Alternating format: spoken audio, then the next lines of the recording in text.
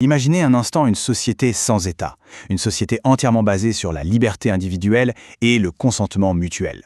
C'est le concept de libérali, une vision assez radicale proposée par Stéphane Guerre. Allez, on va explorer ensemble comment un monde pareil pourrait, en théorie, fonctionner.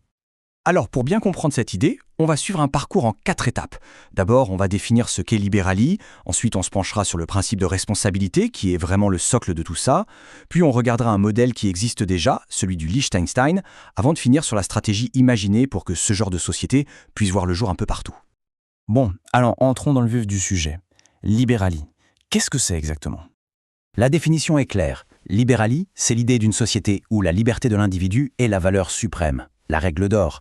Le but, c'est de supprimer toute forme d'autorité centrale, tout monopole de l'État, et donc, par la même occasion, tous les privilèges qui vont avec. D'accord, mais concrètement, à quoi ça ressemblerait au quotidien? Eh bien, imaginez, plus d'État, plus de gouvernement.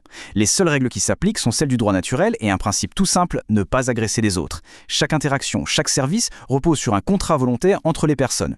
Même des choses aussi essentielles que la justice ou la sécurité seraient assurées par des entreprises privées, en concurrence les unes avec les autres.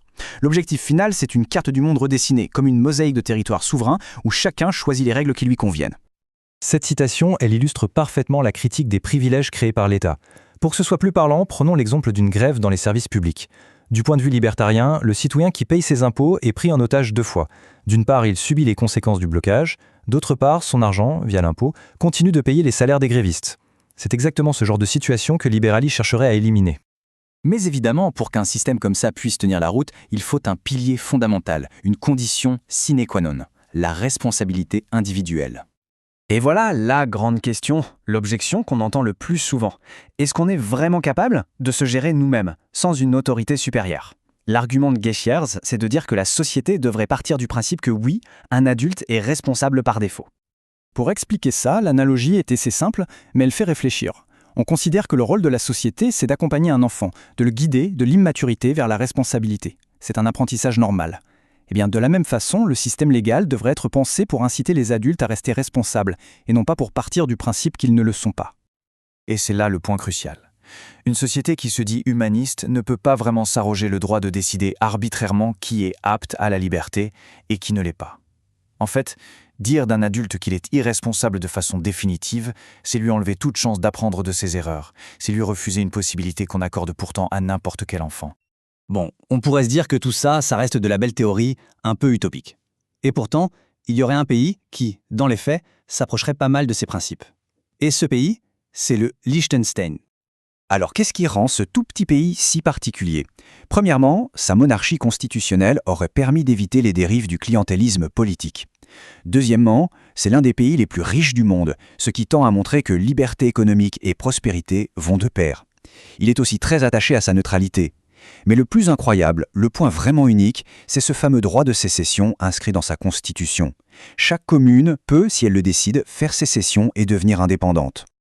Et le plus fou, c'est que cette idée vient du prince lui-même. Il a compris qu'il devait donner à sa population un moyen de se protéger contre tout abus de pouvoir. C'est une sorte de garde-fou ultime. Si jamais le gouvernement dérape, une commune peut tout simplement dire « c'est terminé, on s'en va ». C'est le pouvoir de dire non poussé à son maximum. Ok, on a le concept, on a un modèle, maintenant voyons la dernière partie. Comment un tel projet pourrait non seulement exister, mais aussi se défendre et pourquoi pas se multiplier? Ça amène évidemment à la question de la survie. C'est bien beau d'être un petit territoire libre, mais comment résister à la pression de grands voisins beaucoup plus puissants? La réponse, comme on va le voir, n'est pas du tout militaire. La stratégie, toujours inspirée de Liechtenstein, se base sur 3 piliers. D'abord, une neutralité absolue. On ne se mêle des affaires de personne. Ensuite, il faut se rendre utile, voire indispensable, en développant une industrie ou des services uniques. Et enfin, la prospérité. En devenant un pool financier ou technologique, on attire des capitaux du monde entier. Et franchement, quel pays irait attaquer un territoire où ses propres citoyens et entreprises ont des milliards d'investis? Donc on le voit bien, la vision ici, ce n'est pas celle d'une grande révolution violente. C'est plutôt une évolution, lente et pacifique. L'idée, c'est que les grands États, devenus trop lourds et inefficaces, finissent par se déditer d'eux-mêmes, morceau par morceau, à travers des sécessions successives. Et c'est comme ça qu'apparaîtrait une multitude de petits territoires libres. Au bout du compte, tout repose sur un seul et unique facteur, la volonté des gens. Si une population désire vraiment être libre, et si elle est prête à accepter les responsabilités qui vont avec, alors selon cette vision, Aucun système, aucune force extérieure ne pourra l'en empêcher sur le long terme. Et on va se quitter sur cette interrogation. Ce que suggère le concept de Liberali, c'est que la liberté n'est pas juste un droit qu'on nous donne, c'est quelque chose qui se mérite, qui se conquiert chaque jour. Ce qui amène à une dernière réflexion. Et si la liberté, au-delà d'être un système politique ou économique, était avant tout une question de volonté, un état d'esprit?